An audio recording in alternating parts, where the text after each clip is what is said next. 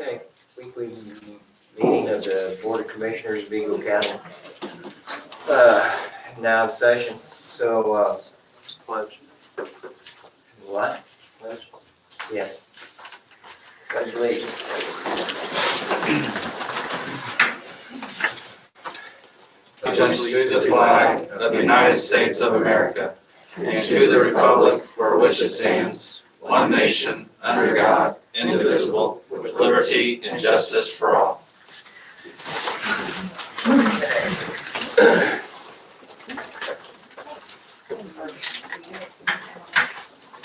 First item on our agenda is a border bridge agreement, Vigo County engineer. Commissioners, thank you. This is a border bridge agreement. Federal highway dictates that all of our border bridges will have some type of agreement to say who's going to manage the bridge going forward, so there's no confusion between states. This is our agreement with Clark County. We have one bridge that's out on State Line Road that does border Indiana and Illinois.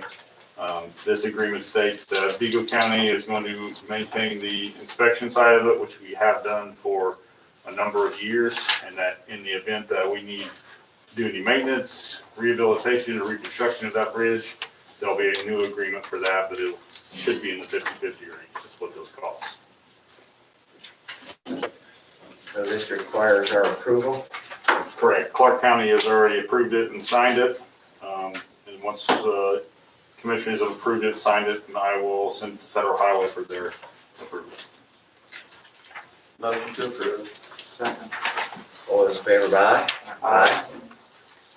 Thank you. Thank you. Okay. Cardholder agreement, Vigo County Auditor. The auditor had turned in a request for new credit cards to be issued for the newly elected recorder and treasurer and their chief deputies. So the commissioners have to approve each new credit card that's issued and set a limit on it, and that's what this is doing. All right.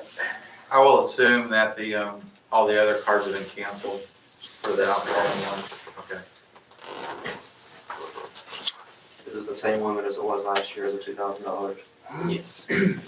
Still limit wise. Yes.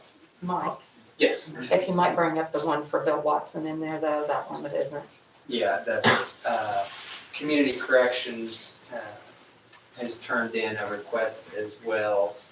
And that was 10.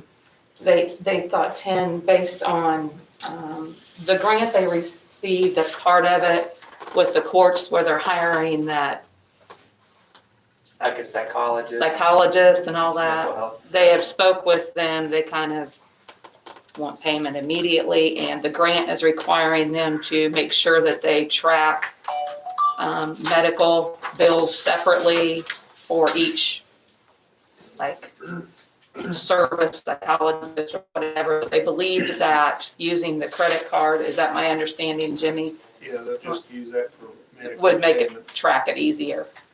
And they'll be able to easier track who the payments were made to. Yeah, I don't want to take this down the rabbit hole, but you got me, my wheels turning here. I Did- just came So from have Bill. they moved forward with attaining psychologists? Another month or so, maybe. Did They're we looking sign a into contract it. for that? No, I don't think the, I think Will we be signing a contract? Will that come across our desk? Because we talked about this before. Unless this is part of his state component with community corrections, but all contracts are supposed to come across us. I think this is a grant awarded to Superior Court, or maybe the Circuit Court By the state. Mhm. by the state. Okay. But we're gonna be, I'm confused about the credit card thing. So we're paying those services, Cheryl, by a credit card to the contractors? Jimmy, he talked to you more about than he did me. If it's similar to, if you go into a doctor's office, they're gonna want their copay now. But my understanding is that these psychologists are supposed to be working for us. I don't want to waste time here. Can we just set something up with Bill so he can, I guess. Tammy, tell us more information about it? Are you guys good with that? Because it's, That's what I was gonna suggest, why don't we just have Bill come in Right. and establishing the procedures, it's a joint effort of funding, so we can be very clear about, who's paying for what. yeah, because if this is a state program, Commissioner Kern and Moore, should we make an amendment to the credit card statement of the $2,000 for the Watson? Or should we just go on and approve? You can hold that one, approve the other ones, talk with Bill, and then come back and address his if that's the I don't pleasure. think he needs it this week to conduct business the way I understand it. No, he does not. Motion to approve new elected cardholders agreement. with the exception of With the the carving exception of out. Bill Watson had 2,000 elected officials. A price later with Bill Watson. You got that one, Karen? Separate issue. You'll make it work? Yeah. I'll second it. All those in favor? Aye. Aye. Okay. Thank you. Contractor surveyor service, okay. Yep. Sir. So, Bruce had provided me, since 2014, each year, Bruce has executed a contract for surveyor services with Myers Engineering. He's got an appropriation in his budget to pay for that. Basically, it's keeping Myers Engineering on retainer for any specific engineering services that the surveyor's office needs during the course of each month.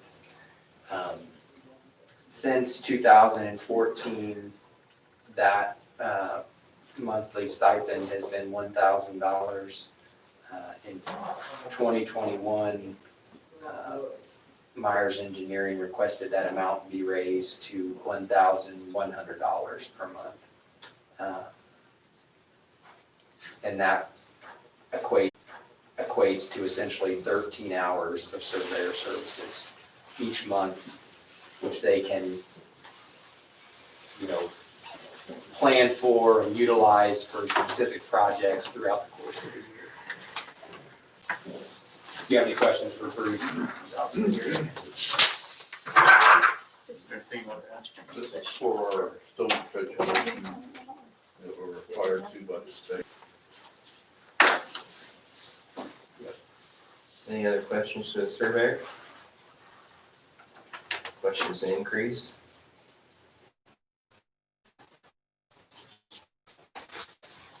Motion to approve the contract for Myers Engineering. Second. All those in favor by aye? Aye. Thank you. Okay. Petition to accept roadway, Vigo County GIS. So, yeah, Larry, go ahead. Okay, this is for information at this point. There'll be a hearing next Tuesday, January 19th at this meeting. And this is for the portion of South Law Street in Hidden Court South, just south of Spring Hill. The developer has done all the necessary improvements to the roadway. We've evaluated it, meets all of our standards. Can't forget the length, but it's only maybe a couple blocks long with a cul-de-sac. We're plowing that section at our schedule now, right? Not that section. Or not that particular. Not that particular Hidden part Court. yet, yeah. We will at this point, going forward after Tuesday, assuming the commissioners accept it at that point. But at this point, I don't see any problem, any reasons why we shouldn't. But the official hearing will be next Tuesday. We can discuss anything that we need to discuss at that meeting, but just for information only at this time.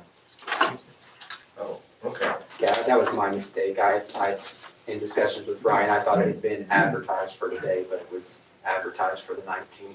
Yeah. So, Yeah, so the notice of public hearing that ran on January 8th, it says the hearing petition will be held on Tuesday, January 19th, 2021 at 9 a.m. It does say the council chambers, but we can put some signage on the direction down here since the health department is occupying that space at this time. Do we have other items for that hearing? Have we accept that officially? I need to follow back up. My understanding is the commissioners accepted it pending, the road bond that we had agreed upon, at the time. I was going back and forth with Denny McGuire about his insurance company had some, requirements on when they could release bond and everything. I believe I got him that information. I haven't heard back from him. So Okay. I will check with Denny on that, and make sure that we're good to go and see if he's got that road bond. Well, I forget what the total roadway, but I mean, while we're all in here, just to update both of you on, one of the goals was to get a school bus in there, because right now the kids are having to walk almost, if I say half mile, I may be exaggerating by a little bit. That's what I thought, it seemed kind of It's winding up almost through there. to that, yeah. So we thought we had it lined out. The issue was our standards for cul-de-sacs was 70-foot radius, 50. 50 feet. And so Denny built it to those standards. Well, we took 2 school buses out there and we did a trial one afternoon, and we realized what we need to do it safely is 90 feet radius at least, or at minimum 90 feet, preferably 100-foot radius. 100 foot will give them a little bit of cushion to be able to turn that bus around. So what we're doing is we're working with the developer, but we already agreed last year to accept it without realizing that the buses can't do their turn in the cul-de-sac. So we continue to work with the school corporation. I had a phone meeting last night with Greg Gower about it. And then the step now is to work with the developer, Denny McGuire, to see how we can do that. One of the issues is the ideal cul-de-sac has a transformer right at the edge of the asphalt. Yeah. So he's gonna, work on that, but that's not ownership on our end. I said we've already agreed to accept with the stipulation about what Larry just talked about with his bond, because there's still future development out there. But he went above and beyond as far as building the roads go. I mean, they're thick, they're strong, they're wide. Yeah, he built all the roads to, the county standards, all the cul-de-sacs were the right, area. The only question was that build out of that road or that subdivision, so. You know what that means? 'Cause I didn't. But it's a percentage of how many homes are built now versus what can be built. And we don't want to take on too much because or early, because the construction equipment will tear up the roads. Right, that's why you bonded. Yeah. Okay, so, we need to change an ordinance, is that what you're saying? Well, We do need to look at some development standards. I'm probably gonna have to work with area planning on that, and if the subdivision is gonna be built to where it's gonna be primarily cul-de-sacs, if they want you to turn around to something that they want bus service, we're gonna have to probably put some kind of language in there that says one cul-de-sac needs to be adequate for a school bus turnaround. So, the others are of adequate size for, passenger cars, vehicles. Sure. I think even fire trucks don't have much of an issue getting around them, but school buses have a little bit, bigger turning radius. They'll turn quite sharp, and buses keep getting bigger and bigger, so. and we brought out 2 different types of school buses, thinking that one may be better than the other, and it wasn't. Yeah. Well, Kind of interesting exercise. way to look forward. Thanks, Larry. All right, what's the action on this then? There isn't. Nothing. I mean, there'll be official action next week if the commissioner so desire. Okay. All right, moving on, review of minutes of claims. You guys gone over the claims and what have you? Well, I'll start with a recommendation to approve the minutes. Second. Aye. Aye. Okay, minutes. All right, now we got the claims. So we've got January 2nd through the 8th in the amount of $525,382.07 plus payroll of $1,032,201.98 for a total of $1,557,584.05.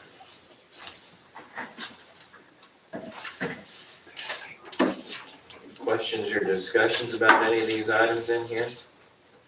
Motion to approve. Second. Second, okay. All those in favor, Aye. aye? Okay. I have a post question. Larry and probably Bramble, seeing the aggregate line here, are we getting ready to do another RFP for the stone? Or is that just carry over for 2021? I do need to get together the yearly bids, stone, gravel, asphalt, all those. I have not had the opportunity to do that, but I will be doing that. Currently, if we need it at this point, we will operate off 2020 until we have a new approved Okay, spec. thank you. Any other questions? Okay. Comments for other business for commissioners of Vigo County or other attendees here? Okay, just for housekeeping, this is traditionally the meeting where we do our appointments and annual position reappointments. We're delaying that a week. So I know that that's kind of the talk of the building right now and in the community regarding boards. So we're making sure that we make the right decisions instead of rushing into things. So we've had a lot of good dialogue and hope to have everything wrapped up next week, correct? I just have one thing that I wanted to just, something that people start thinking about. Historically, the assessor's office has done the GIS, maintained the flyovers and things like that.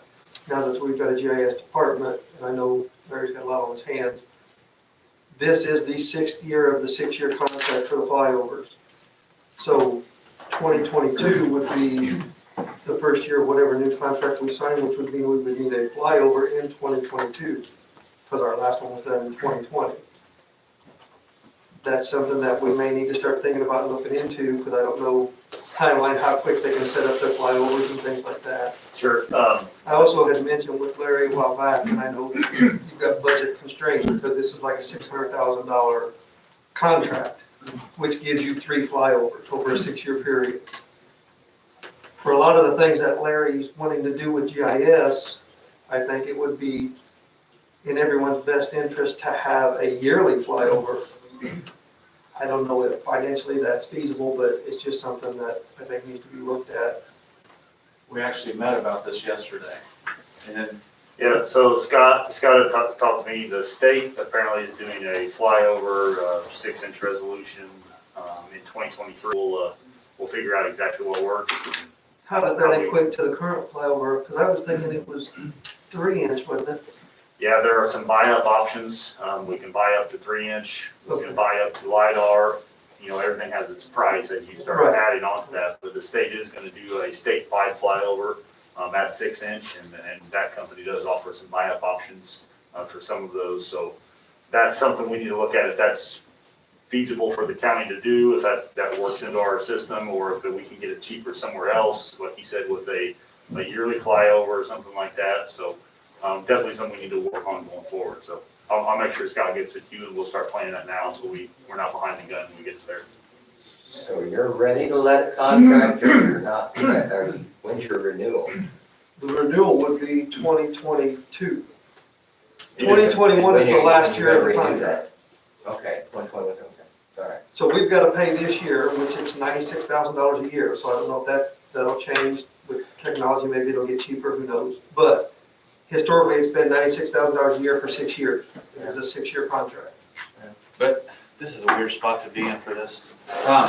We talked about the software though yesterday, and did I hear that it depends on which company we use relative to software? So the assessor's office uses pictometry, correct, to do some of their oblique imagery and everything. The state does offer oblique imagery with this flyover, but I don't know if it's pictometry. So that's something we need to work out to make sure. We also use the oblique Yes. with our pictometry. What does Beacon use? What are we using on Beacon? Eagle view and pictometry. So your program right now, the one that you're using now is what we're using in Beacon. Yes. Okay. And then the one that you're talking about, does that work with Beacon also? It should. They should, because all it is oblique imagery. It's just, Anybody else in Using here that. know what oblique imagery is besides the engineer? No, When okay. you look at So- oblique, Oblique imagery, so if we get a flat aerial, it's a flyover at a certain altitude, it's just a flat image. A 2D Yeah, image, correct. or But 1D at image. the whole time that plane is flying, it is also capturing data 360 all the way around. Through the LiDAR system. Yes, so they can pick up heights of buildings and things like that, and you can get a look at the side of that building and anything else, which helps Kevin out when doing his reassessments. You know, it helps, keeps his guys from going out in the field and things like that, and lets them know when things are changing, what's going on in the community and everything else. So there's also some software, if you fly that oblique imagery and that aerial in 1 year and then you fly it the next year, there's software that will compare those and tell you what the difference is in the footprints. yes, it'll do an overlay, which will tell you anything that changed. And you can set it up by percentages, say if there's more than a 10% change, flag this, and then it lets the assessor's office know we need to go out and look at that. Now, we don't have that now. That's technology that's out there though. But you can. But yes. Now, one thing to keep in That's mind though, a lot of times when they do these flyovers, they'll get blockout zones. So they'll say out in the rural area, we don't need to be as detailed. The problem is for our office, that's where we need to be more detailed. Because there's like in the bottom areas and things like that, we're looking at, for just the county side, 400 square miles, a lot of that's in bottom areas. I can't necessarily send a person out there to see if this fishing cabin is still there. You can send me out there. And I went out there a lot myself because I'd rather me go than send my people. But you get some pretty remote areas where that would really help. Well, and it may be something that if we don't need to get that specific every year, but maybe every other year, you get that. Right. Get that That's what we've detail. got So now. that's something we can work out, you know, we can definitely do. I mean, the more detailed, the better for me, I mean, for anything I'm doing, because it helps me within my drainage. Anything we do, we'll get, they have contour information that comes out of this as well, which helps me, you know, solve drainage solutions. I can look at that from the computer here, you know, see where that water is supposed to be going before I go out there and everything else. So it's just another tool that we can use going forward, and I think it really helps out a lot. And then ArcGIS, are they using what we're paying for, or are they doing their own thing? And they're using the photography, but That we pay for? Yep. Okay. And both of you, I know you use it because I use it with yours. You use it also? Okay. Is 9/11 still using something different? At one time, they were using a. 911 dispatch? Yeah. 911 has a different GIS system, so they have something called a Think Map. It's offered by WPA. Think GIS, right? Yeah, something, it's a little different. It's what Vermilion County uses for their beacon type program. Well, so, yeah, I mean, that's a good point. Mr. Surveyor, where do you fit in this? We use the same, I mean, just the exact same thing as Larry. I mean, the more details, the better, because when we go out, when we use the aerials to go out and try to get in the right location, you know, it helps out getting these every year, or, we get them twice a year now, but things change every year. Does this touch you, Mr. Bramble? Yeah, and mapping, you get for plat mapping, I guess that's the start of it. Plat mapping feeds our office, and they have to set it up. For example, if there's a new parcel out there, plat mapping has to set it up and say, here's the dimensions of it. They have to make the map in Beacon. Here's the dimensions. They send it to us with the ownership information. Then we have to look at it and see what's there and then assess it, send someone out there to look at it and pick up the valuation. But it all starts with plat mapping, which is detrimental to GIS. Well, we were working on 911, and I'm glad that you said that, because that was an efficiency thing that we were looking at a year and a half ago, but I didn't stay on track. So I'll make sure to reinitiate that to see, because there could be some potential cost savings there. The Think GIS system, in my opinion, isn't that great. I don't know, well, I mean, you're the experts, but my interaction when I was using it, when I had my previous life, when I was using Vermilion County, it wasn't good. So I have a piece of that up at the highway garage too. All of my trucks are Our trucks road are, jack with GIS chip. It's displayed on a Think GIS map up there. But no one really knows how to use it. We haven't found anybody to build trains on it, so. We have it on our computer too. Or they've used it. So is there options? Yeah, There are options going forward, and I think that's something that we're working on developing. So that was one of the things that, I addressed when I wanted to create the GIS department was that consistency within county government. So we're all using the same thing. We're all familiar with it, and because it does touch so many different offices that do utilize this. so we had some issues with dispatch where, like, I'll use the Burnett area as an example. When you go up the hill, there's some roads on the left near that green, the manufacturing company up there. And Greenland. yeah, so think GIS has a road name as one thing, our other systems, Google Earth, whatever, has the same road name as something else. But that's where we rely on the talent and expertise of our dispatchers. They have that intimate knowledge. It's kind of like how when we do our road games and we're trying to explain on our Monday mornings where a road issue is, we ultimately come together and we discovered that we have 3 different roads throughout the county. Having one consistent system will help reduce those potential errors. Okay. So this is good. This is good talk. Well, thanks for bringing it up. Yeah, but, yeah, exactly. And it seems like they talked about it for not much of it. There's one thing I failed to mention in regards to the cardholder agreement. It's the same $2,000 limit as every other newly elected or appointed official that's approved. So if that can be. Some more open dialogue, if you guys are okay, with our new elected officials here, and welcome. In the past, we did a project on having a credit card company for all county business. And I don't think that ever materialized. Jim, do you have any thoughts on that? Cheryl? We're not consistent on what the department uses right now, right? And so I don't know, are all of you accepting credit cards right now in your departments? You're not? Josie? If you are? Right, you're right. Are you, Kevin? We don't handle money. You don't handle money at all? You get lucky you. So we probably ought to talk about that down the road to see about, what your needs are. There was, one department was charging a user fee of like $1.50 or something on top. Do you guys recall? But it'd probably be a good talk to have. We had something lined up with First Financial. And I think that their plans may have changed. Yeah, they switched companies. Yeah, because you use them for your business, right? Yeah, 3% on every card. Yeah, that's what I was gonna say. So that may be something that, Yeah, no, we want to get rid of cash, right? No? that's it. Make it easy. That's a. I don't carry cash anymore. Scramble and, but yeah, I think it definitely boils down your need for internal controls if you're not handling as much cash. Right. Yeah, there's, I think, potential fraud in credit cards too. What could we, well, thought strikes me that perhaps from our lives and our transactions and what have you, and perhaps we ought, maybe could we approach this with what our customers need? And then adapt to that. Yeah.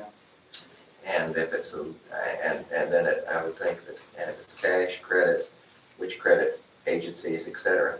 And then we're still gonna run into the thing you said, like they're gonna change companies at time to time, so this is not gonna be anybody's fault for doing anything. Yeah, I think we realized at the time, because there was a department, who's not in this room right now, contracted with a vendor that was kind of raised eyebrows, and it wasn't our department's fault. It's what the vendor kind of sold them. Yeah. And so we thought having one company for the county makes sense. Right. Yeah. Josie, you know something about that, don't you? Banking wise. I know at First Financial at one time, we Right. actually serviced our own, and then it was bid out to where we hired. Somebody in Danville, I'm Illinois, not sure maybe. where they are now. Yeah. Yeah, we had to sign, my personal business had to sign a contract with Elevon, which is the company that First Financial is using now. We always kept First Financial because they were local. If Ryan had a problem, they were there. I'm not sure of any other banks that have local credit card companies anymore, or service locally. Looks like another project for us. Well, I think Did it the key once. to it is this keeps evolving. You know, we'll set something up and and it'll work. And if they sell their credit card, Along with this dialogue, we need to talk about the e-waste day and finding a way to accept credit cards and debit cards from people that are dropping off. We have a board meeting coming up. Yep. And I think that'll be first on the agenda. all right. Any other comments? Michael, do you have any public comment? No, well, there was an email from the reform group in response to some of the comments that were made last week, but Sheriff Blassie has responded to that directly, and I'm following up, but no, beyond that, there's nothing that's been received. You are working on a FOIA request regarding the election. Yes. That person that sent that request followed up with me last night and again this morning. The FOIA request was not being responded to by the clerk. It was initially sent to on multiple occasions, so it's now in our office. But I know you're working on that. We'll have a response to him pretty soon. Yeah, no, I time set up tomorrow with Joyce in the clerk's office, and met with her last week as well, and there's a formulation to that response. And just, you know, we do a lot of acronyms. FOIA is Freedom of Information Act. So, Yes.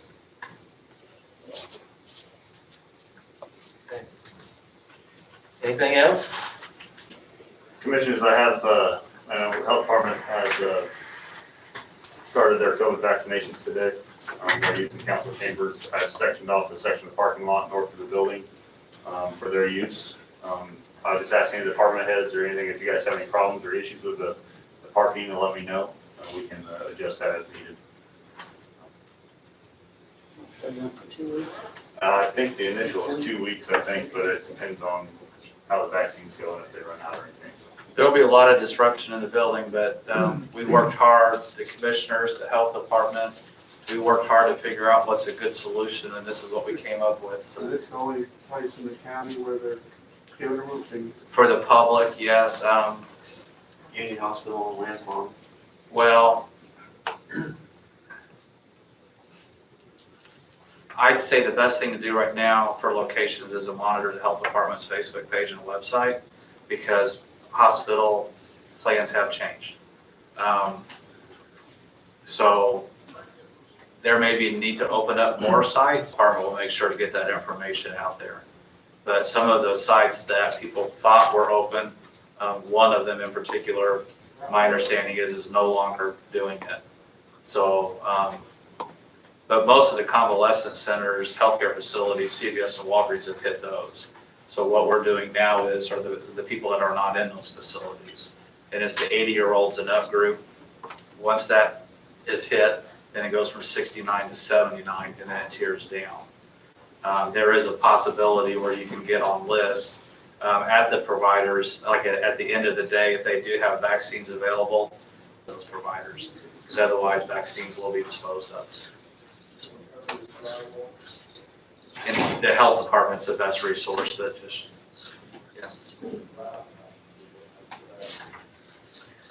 Any other information you guys want to get out to the public about that? As much public here is not bad.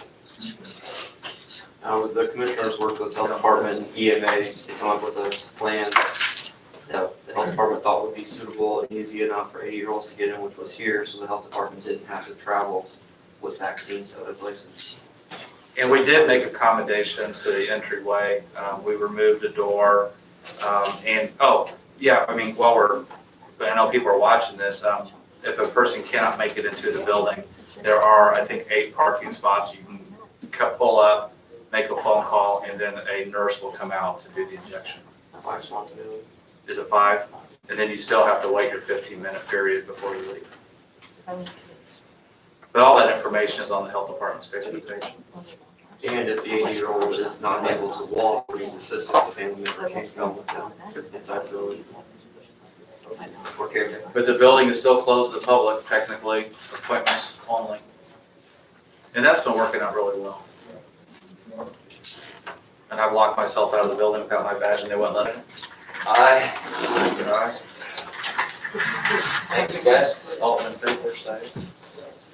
All in favor, aye. Aye. Aye.